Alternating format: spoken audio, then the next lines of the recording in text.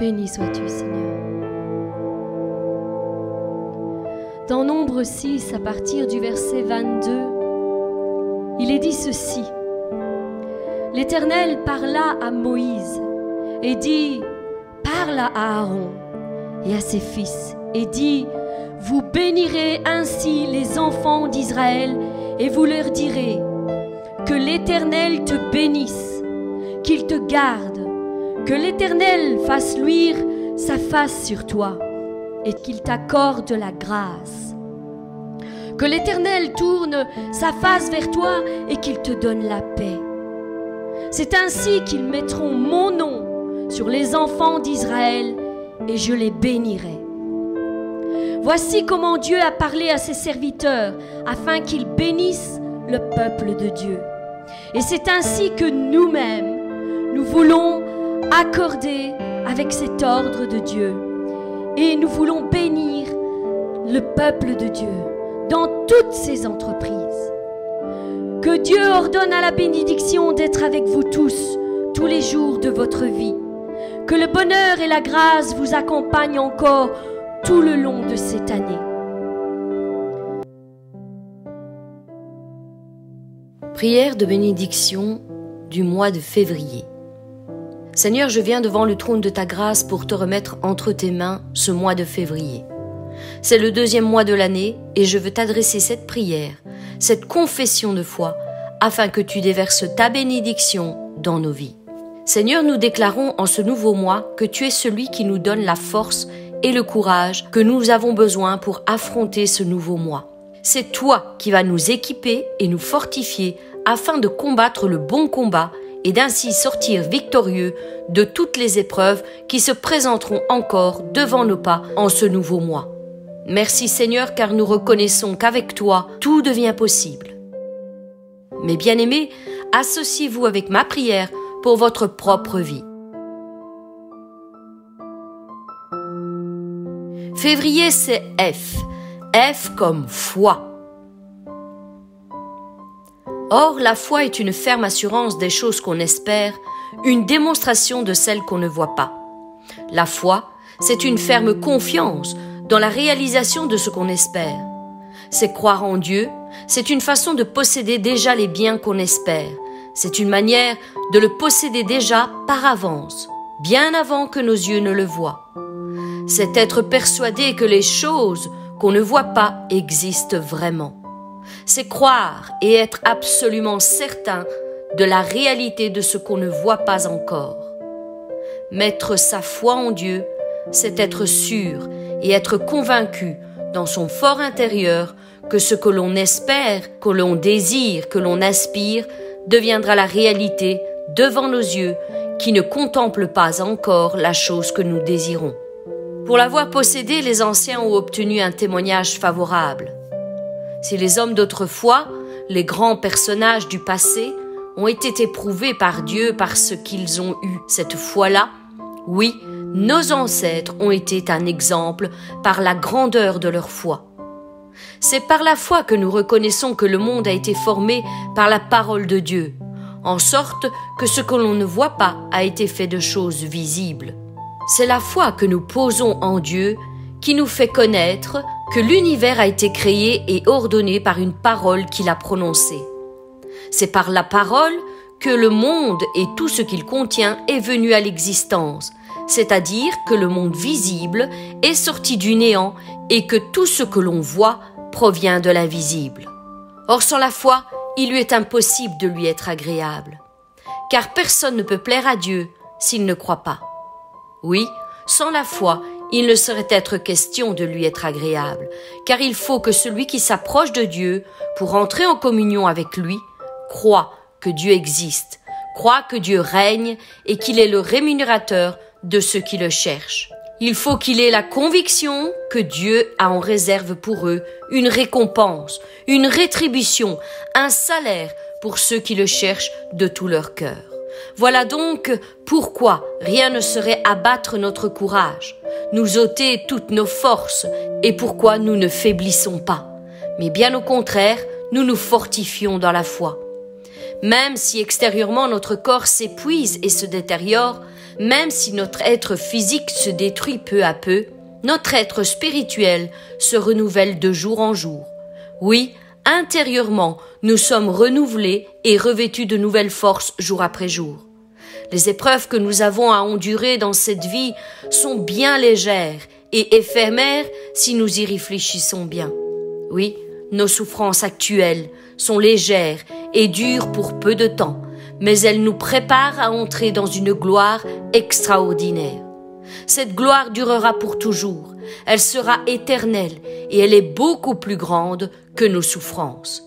Les détresses et les épreuves que nous éprouvons, que nous endurons, que nous supportons dans cette vie en ce moment sont légères en comparaison à la gloire abondante et éternelle à venir, qui est tellement plus importante qu'elle nous prépare à entrer dans l'éternité que Dieu en réserve pour tous ceux qui croient en lui, qui posent leur totale confiance en lui, qui ont la foi pour sauver leur âme. Oui, nos épreuves nous préparent pour l'éternité, une plénitude de gloire dépassant tout ce que nous pouvons imaginer ou même penser. Alors n'attachons pas nos regards aux choses visibles, mais plutôt aux réalités invisibles. En effet, nous ne regardons point et nous prêtons point attention aux choses visibles, mais à celles qui sont invisibles et éternelles. Ce que l'on peut voir ne dure qu'un peu de temps, mais les réalités invisibles, elles, demeurent éternellement. C'est Dieu lui-même qui nous prépare à un tel avenir, qui entretient en nous cette attente et qui nous a donné son esprit comme gage et garantie de la gloire future. Quoi qu'il arrive, nous sommes donc en tout temps remplis de courage, remplis de confiance et de foi, car nous savons que tant que nous séjournons dans ce corps, pendant que nous habitons dans notre corps, nous vivons, nous habitons en exil loin du Seigneur, car nous cheminons guidés par la foi et non par la vue. En effet, nous vivons dans la foi, même si nous ne voyons encore rien. Quant à nous, nous ne faisons pas partie de ceux qui reviennent en arrière pour leur perte. Nous ne sommes pas de ceux qui se retirent, qui font demi-tour, qui retournent à leur ancienne vie, mais nous sommes de ceux qui croient et suivent la voie du salut, qui ont la foi pour saisir le salut de leur âme, qui ont la foi pour sauver leur âme et entrer dans leur salut. Car tout ce qui est né de Dieu triomphe du monde, et la victoire qui triomphe du monde, c'est notre foi. Alors, mes bien-aimés, soyez remplis et débordants de foi, de confiance en notre Dieu éternel, et recevez le fruit de votre persévérance dans la foi en abondance au nom de Jésus. Février, c'est E. E comme épée. Prenez aussi le casque du salut et l'épée de l'esprit, qui est la parole de Dieu. Paul nous conseille dans cette épître aux Éphésiens de nous servir de la parole de Dieu comme une épée dans tous nos combats spirituels. Ce n'est pas le fait d'écouter, de lire, ni même d'apprendre la parole de Dieu qui rend un croyant mature et victorieux dans tous ses combats. La plupart des gens ne savent pas utiliser la parole de Dieu contre le diable, même ceux qui fréquentent une église depuis des années et qui ont entendu la parole pendant tout un temps. Mais entendre la parole et s'en servir sont deux choses différentes. Savoir utiliser la parole de Dieu contre Satan est l'un des principaux signes d'une maturité spirituelle. Dans Éphésiens 6, Paul appelle la Bible l'épée de l'esprit. L'épée est une arme offensive que les soldats utilisaient pour étendre leur territoire et s'emparer d'une ville ou d'un pays. C'est en mettant la Bible en pratique que vous pouvez envahir le territoire de Satan. Satan n'a pas peur de votre parole, mais il craint celle de Dieu. Toutefois, mon frère, ma sœur, la Bible ne peut devenir votre épée que si vous la mémorisez. Pourquoi ? Parce que la parole doit être gravée dans ton cœur et non dans ton intelligence, mon frère, ma sœur. Car ce qui sera gravé dans ton cœur ne pourra jamais être enlevé. Vous pourrez ainsi perpétuellement avoir à votre disposition, jour et nuit, ici ou ailleurs, où que vous alliez, la parole de Dieu avec vous et en vous. Elle sera votre puissance dans vos moments de découragement. Elle sera votre défense face aux attaques de l'ennemi. Mais elle sera aussi votre ancre qui stabilisera votre barque lorsque la tempête battra de son plein. Elle sera votre protection en tout temps, et en tout lieu. Jésus nous a lui-même montré le parfait exemple lorsqu'il a été tenté à 3 reprises par Satan dans le désert. Il a répondu à chaque fois en citant la Bible. Il n'a pas eu besoin de sortir la Bible de sa poche pour répondre au diable. Il avait déjà caché la parole de Dieu dans son cœur. C'est ainsi que vous aussi, vous vaincrez l'ennemi qui s'avance contre vous. À votre tour et pour votre propre vie, soyez victorieux avec l'épée de l'Esprit. La parole de Dieu est votre épée, votre défense et votre protection. Plus vous la mémorisez et plus votre épée sera aiguisée et tranchante. Au moment de vos combats, laissez le Saint-Esprit rappeler à votre mémoire tout ce qu'il vous a enseigné au travers de la parole de Dieu. Et c'est lui-même qui vous donnera à l'heure même les versets clés qui frapperont votre ennemi et l'anéantiront sur vos circonstances. Car la parole de Dieu est vivante et efficace, pleine de force, plus tranchante qu'une épée quelconque à double tranchant. Elle entre en nous en profondeur. Elle va jusqu'au fond de notre cœur, jusqu'à partager âme et esprit, jointure et moelle. Elle juge les sentiments, les intentions et les pensées du cœur. Alors, mon frère, ma sœur, saisis-toi de l'épée de l'esprit. Saisis-toi de l'épée que Dieu a mise entre tes mains et défends-toi. Frappe, sans relâche, déclare, proclame. Revêt-toi de l'autorité de Christ et que sa parole soit une épée tranchante qui met KO ton adversaire. Ainsi, il saura, il comprendra que tu es passé à une étape supérieure de ta vie chrétienne et que maintenant, il n'a plus le droit de t'attaquer, toi et ta famille, sans en subir les conséquences et de lourdes pertes dans son camp. Au nom de Jésus. Février, c'est V. V comme volonté. Seigneur, enseigne-moi à faire ta volonté, car tu es mon Dieu. Que ton esprit me conduise sur la voie droite. Oui, Seigneur, apprends-moi à faire ce qui te plaît, et que ton esprit me guide avec bonté et bienveillance sur une terre sans obstacle. Que ton règne vienne et que ta volonté soit faite sur la terre comme elle l'est déjà faite au ciel. Seigneur, moi aussi je veux te prier en disant, Père, s'il n'est pas possible que cette épreuve douloureuse me soit épargnée, que ta volonté soit faite et non la mienne. Oui, Père, s'il n'est pas possible que cette coupe me soit épargnée, s'il faut que je la boive, alors que ta volonté soit faite. Seigneur, que ta volonté soit faite dans ma vie comme tu le désires. Je me soumets à ta divine autorité et m'en remets à toi afin que tu me guides par ton esprit à bien suivre chacune de tes directives pour atteindre la destinée que tu as préparée d'avance pour moi et ma famille. Apprends-moi à faire ta pleine volonté dans ma vie et quelles que soient les circonstances par lesquelles je passe, je te laisse diriger mes pas et mes pensées. Fais-moi connaître quelle est ta volonté à mon sujet, quels sont les plans et les projets que tu as dessinés sur ma vie afin que je devienne celui que tu as décidé que je sois.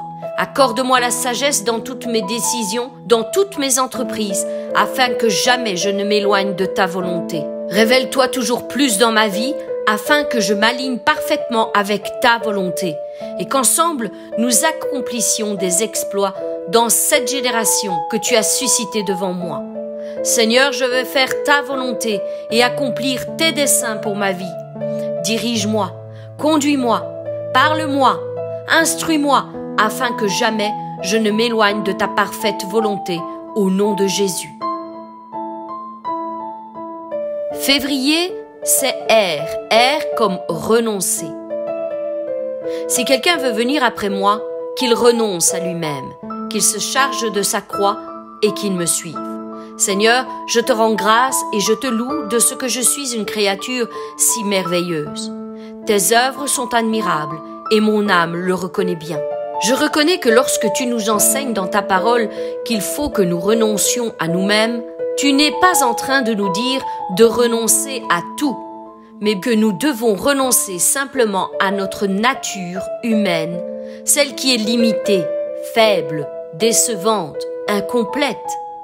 Et lorsque tu nous dis qu'il faut que nous nous chargions de notre croix, Tu nous invites à nous revêtir de l'œuvre de la croix et de ses bienfaits spirituels. Tu nous invites à embrasser, épouser, nous approprier de cette œuvre incroyable de la croix. Et maintenant, tu nous demandes de renoncer à notre ancienne nature pour porter la nouvelle que tu nous offres par l'œuvre de la croix. Maintenant, Seigneur, je veux être une nouvelle créature, créée à l'image de Christ et accomplissant les mêmes œuvres que lui. Je veux donc renoncer dès aujourd'hui à mon ancienne nature et me revêtir de la bénédiction, me revêtir de la victoire acquise à la croix par Christ pour ma vie. Je veux maintenant découvrir qui je suis réellement en Jésus-Christ. Je veux m'affectionner aux choses d'en haut et renoncer, abandonner celles d'en bas. Je veux moi aussi être participant de cette gloire qui m'est offerte en Jésus-Christ. Père, je viens à toi maintenant. Merci pour ta parole. Jésus, tes paroles sont esprit et vie, et je reçois maintenant la lumière, l'esprit et la vie de cette parole en moi, qui illumine les yeux de mon cœur et rassasie mon être entier. Je reconnais combien j'ai été incapable de renoncer à moi-même jusqu'ici. J'aurais dû le faire bien plus tôt. J'ai essayé par mes propres forces et cela n'a abouti à rien. Mais aujourd'hui, je comprends la réelle nature de ton appel à mon égard. C'est pourquoi je veux désormais renoncer à mes propres efforts, à mes propres forces, mes propres luttes, mes propres combats, ma propre nature. Je renonce à mes faiblesses, mes incapacités, mes limites. Je renonce à mes échecs, je renonce à mes expériences passées, à tout ce que j'ai accompli de mes propres forces. Je renonce à l'œuvre de la chair et au péché qui entoure ma vie et j'accepte maintenant la puissance de la grâce sur ma vie en renonçant à tout ce que je suis sans toi. Oui, je le déclare, j'ai été crucifié et je suis mort à moi-même. Seigneur, je désire marcher d'une manière digne de ton appel, de la sainteté, et je reconnais que ce n'est pas par mes mérites que j'y arriverai bien, mais en m'appuyant sur tes principes, sur ta volonté et tes directives pour ma vie. Je renonce aujourd'hui à accomplir ma propre justice lorsque je suis injustement accusé, car je sais que celui qui défend ma cause, c'est toi. Je renonce aujourd'hui à me battre par mes propres forces lorsque je suis en plein milieu de mes combats, car je sais que désormais tu seras ma force.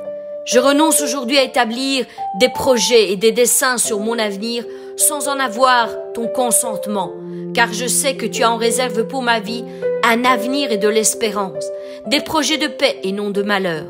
Seigneur, je veux te faire confiance en tout temps et en toutes circonstances. Que je comprenne ou non la direction que tu me fais emprunter, je veux garder les yeux fixés sur toi et avancer en ton temps. Seigneur, que veux-tu que je fasse pour servir dans ton royaume? Je renonce à mettre ma volonté au-dessus de la tienne pour accomplir tes desseins dans ma vie. Je m'abandonne totalement entre tes mains et te laisse la guider comme bon te semble au nom de Jésus. Février, c'est I. I comme inébranlable. Humiliez-vous donc sous la puissante main de Dieu, afin qu'il vous élève au temps convenable. Et déchargez-vous sur lui de tous vos soucis, car lui-même prend soin de vous. Soyez sobre, veillez. Votre adversaire, le diable, rôde comme un lion rugissant, cherchant qui il dévorera. Résistez-lui avec une foi ferme, sachant que les mêmes souffrances sont imposées à vos frères dans le monde. Le Dieu de toute grâce, qui vous a appelé en Jésus-Christ à sa gloire éternelle, après que vous aurez souffert un peu de temps, vous perfectionnera lui-même, vous affermira, vous fortifiera, vous rendra inébranlable. À lui soit la puissance au siècle des siècles. Amen. Ce merveilleux passage de l'Écriture est si puissant lorsque nous réalisons l'ampleur de sa portée dans notre propre vie. Bien souvent, nous pensons qu'au milieu de nos épreuves, nous sommes réduits à néant. Notre foi est affaiblie, notre espérance vacille, notre courage s'enfuit et nos forces nous abandonnent.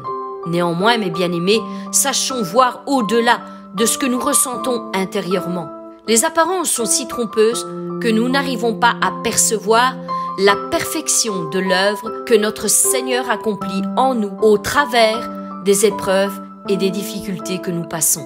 Car c'est là, au cœur des difficultés, qu'il forge notre caractère, qu'il forge notre sensibilité, notre foi et notre persévérance à toute épreuve. Oui, mes bien-aimés, il travaille dans les coulisses de notre vie pour nous rendre meilleurs, plus forts et plus courageux, jour après jour. Si nous prenons l'image d'un iceberg, que constatons-nous? Que la partie visible est infiniment plus petite que la partie invisible qui est immergée sous l'eau, dans les profondeurs de l'océan, là où personne ne voit ce qui se passe. Et il en est exactement de même pour nous, mes bien-aimés. Voyez-vous ce que le Seigneur a accompli? Si nous ne regardons qu'à la surface, nous ne voyons qu'une infime partie de la réalité, une infime partie du travail que Dieu a accompli en nous. Mais quand nous plongeons nos regards plus en profondeur de ce qu'il nous est donné de voir par nos propres yeux en surface, quand nous plongeons nos regards dans la dimension spirituelle et que nous regardons avec le regard que nous donne l'Esprit de Dieu, nous pouvons constater qu'au cœur même de cette œuvre, Dieu a œuvré en nous. Il se trouve là la totalité de son œuvre majestueuse en nous. Notre Dieu est infiniment grand et tout ce qu'il accomplit est parfait. Mon frère, ma sœur, sache que cette épreuve que tu traverses en ce moment décuplera tes forces intérieures et te rendra inébranlable. Il nous dit dans ce passage qu'après que nous aurons souffert un peu de temps, il nous perfectionnera lui-même. Il nous affermira. Il nous fortifiera. Il nous rendra inébranlables. Voilà désormais avec quelle attitude tu dois aborder tes épreuves, mon frère, ma sœur. Dis-toi, voici une nouvelle opportunité dont Dieu va se servir pour ma vie, pour me rendre inébranlable. Vois au-delà de tes circonstances, vois au-delà de tes combats, vois au-delà de tes épreuves, vois tout ce qui ne se voit pas de l'œil nu. Désormais, tes épreuves sont comme une nouvelle opportunité de grandir, d'être fortifié, affermi par la main de ton Dieu, car la force que Dieu multiplie en toi est gigantesque. Souviens-toi de l'image de l'iceberg. Tu es bien plus fort que tu ne le crois, bien plus intelligent qu'il n'y paraît, bien plus doué que tu ne le penses, car c'est l'Esprit de Dieu qui habite en toi, qui te conduira, t'inspirera et te montrera les choses que tu dois accomplir et comment les accomplir. Désormais, mon frère, ma sœur, vois-toi avec le regard de Dieu. Tu es inébranlable.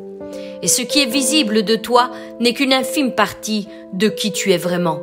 Ce qui est visible aux yeux de tous est la partie la plus faible, la plus vulnérable, la plus limitée. Mais il existe au fond de toi une force que personne ne peut soupçonner. Personne ne peut mesurer, ni imaginer, ni même égaler. Une force à toute épreuve. Une force qui te rend inébranlable face à tes combats. Et cette force te vient de la main de l'Éternel. C'est lui qui combat pour toi et avec toi. Oui, mon frère, ma sœur, tu es né pour vaincre.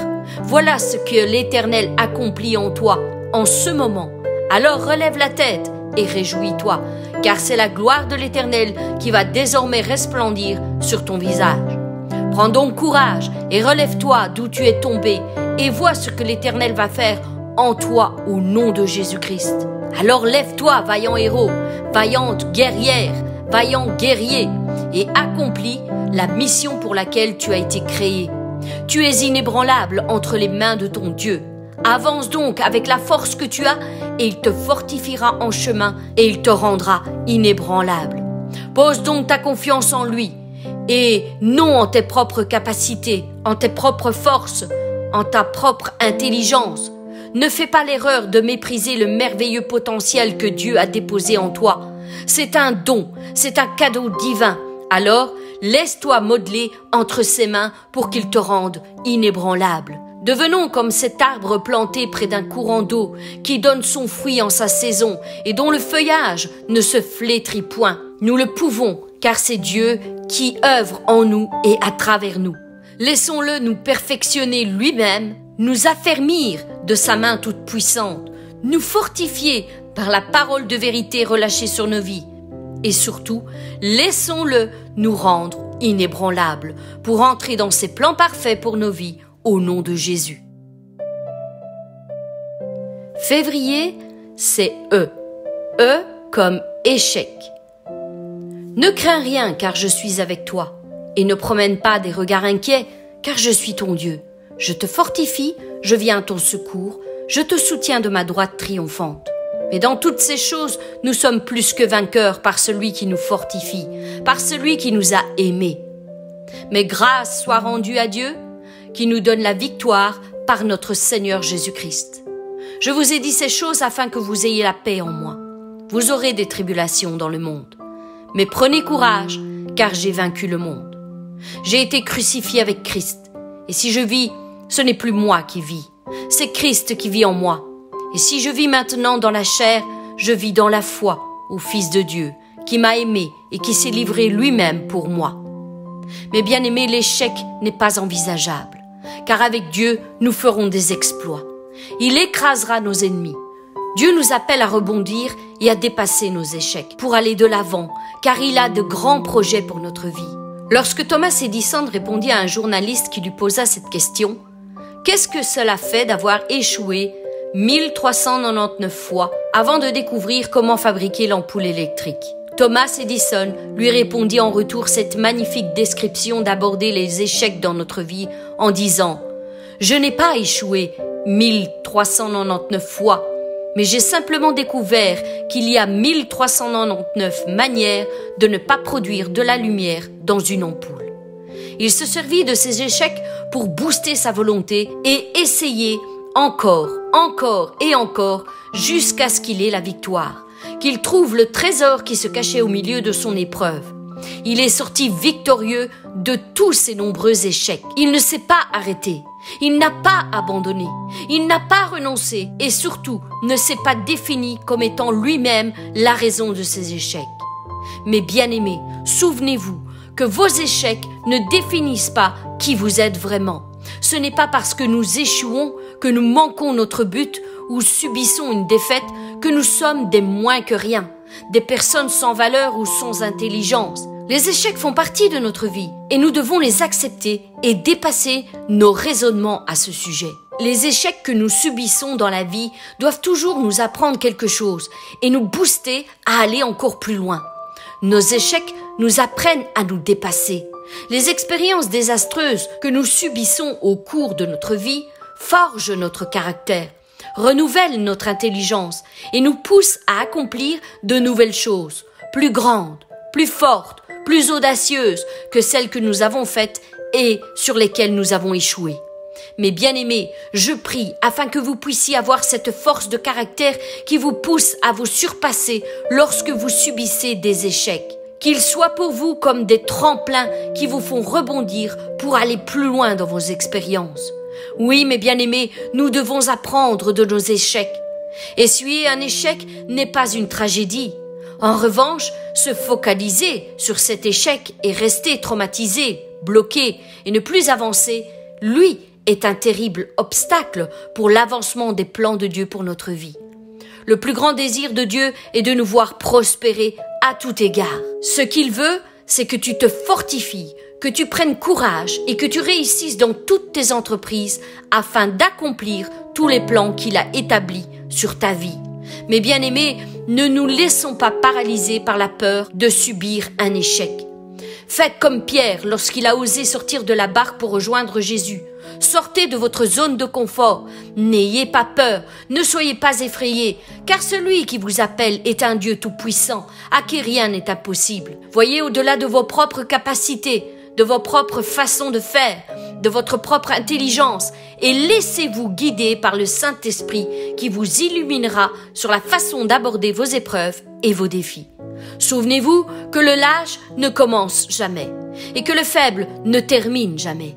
Seuls les gagnants n'abandonnent jamais. Mon frère, ma sœur, tu n'es pas un perdant, Tu n'es pas un échec. Même si tu essayes 1001 fois de te sortir de cette situation qui te semble sans issue et sans solution, sache qu'avec Dieu, il est possible de t'en sortir. Il est donc temps que tu sortes de ta prison, de la prison de tes échecs. Il est temps de faire tomber les chaînes qui te retiennent loin de la réussite. Il est temps de faire tomber les faux raisonnements qui t'ont lié dans ton esprit et qui te disent sans cesse que tu n'y arriveras pas, que tu échoueras toujours, quoi que tu fasses, et peu importe de la manière dont tu le fais. Tu n'as pas assez de force, tu n'as pas assez d'intelligence, tu n'as pas assez de moyens financiers pour réussir. Sors de ces raisonnements. Aujourd'hui, il est temps de briser le cycle de l'échec sur ta vie. Fini le temps de se laisser couler, sombrer, dépasser par nos échecs et nos manquements. Maintenant vient le temps de se lever et d'avoir la victoire.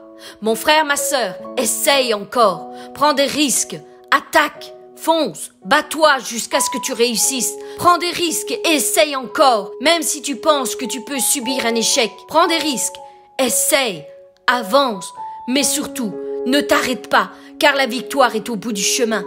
L'échec est une étape avant la victoire. Il n'y a pas de victoire sans épreuve. Il n'y a pas de victoire sans combat. Et souviens-toi que tu n'es pas seul au milieu de tes problèmes et de tes difficultés. Ne crains rien, car l'Éternel est avec toi. Et ne prends même pas des regards inquiets, car je suis ton Dieu.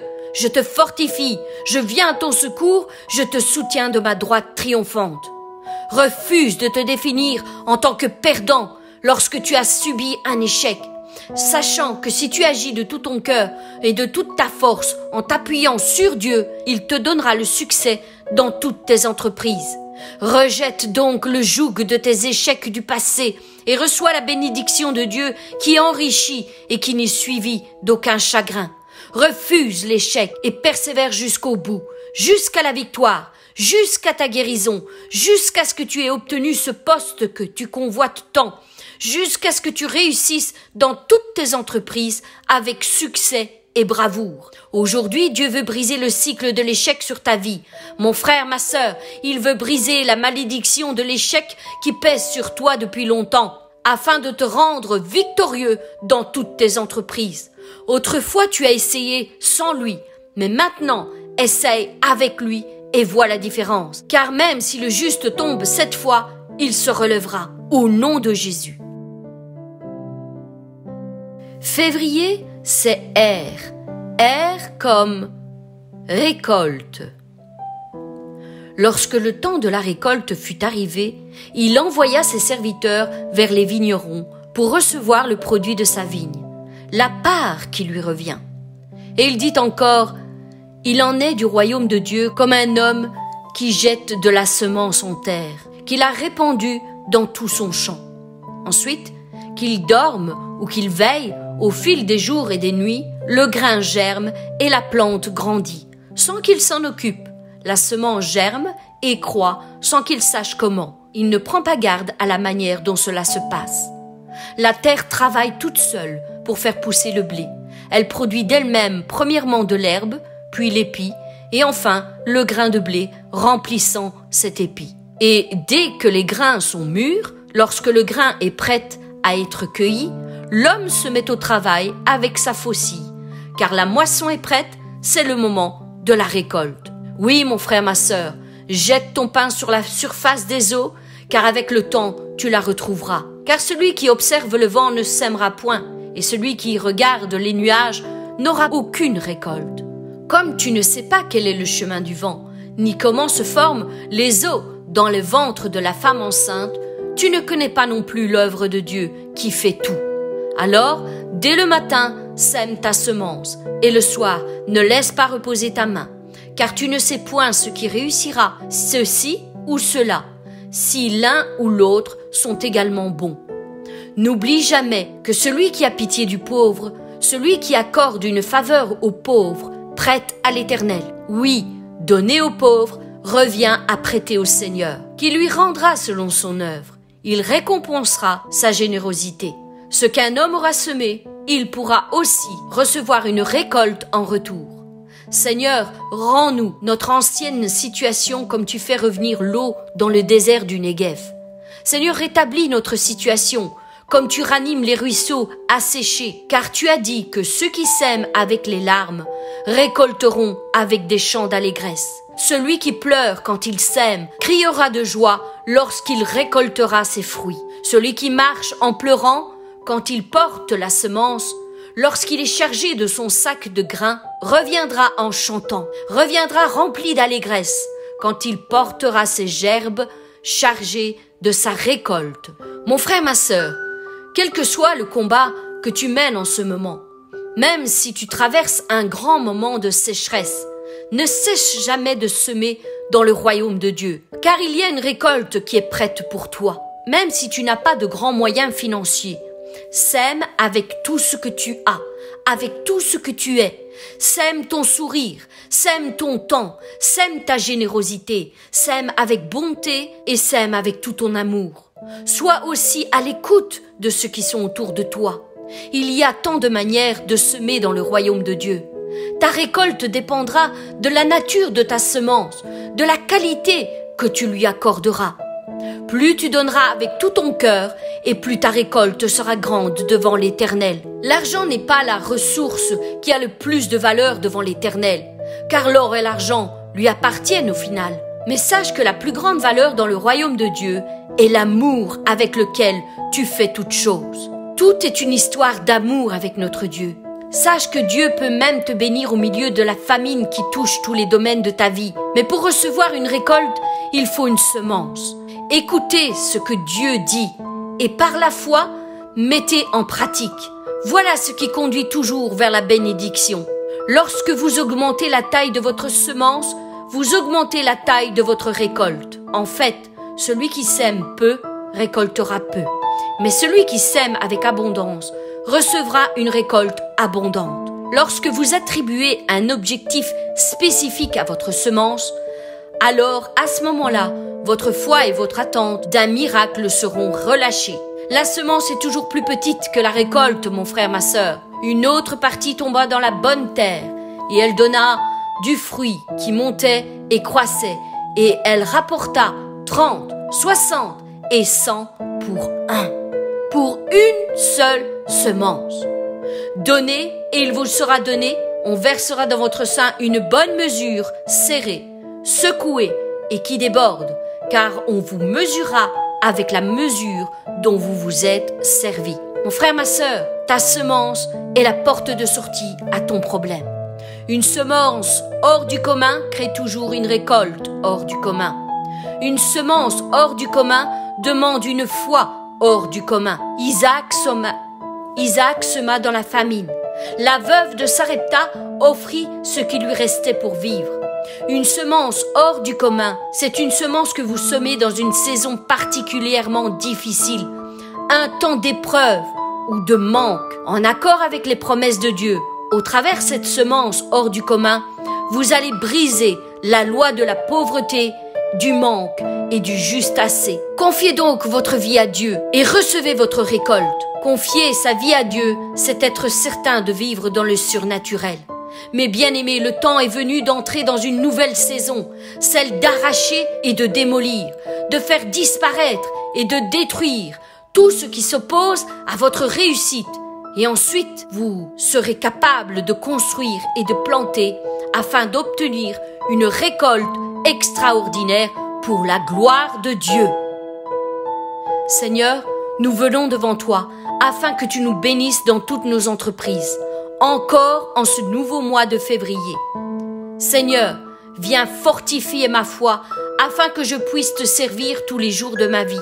Donne-moi la force d'avancer toujours plus dans tes voies, non par la vue, mais par la foi. Oui, seulement par la véritable foi, celle qui croit et qui reçoit. Aiguise entre mes mains l'épée de l'esprit, afin que je puisse me battre contre tous les défis de la vie, avec force et avec courage, avec assurance et avec autorité.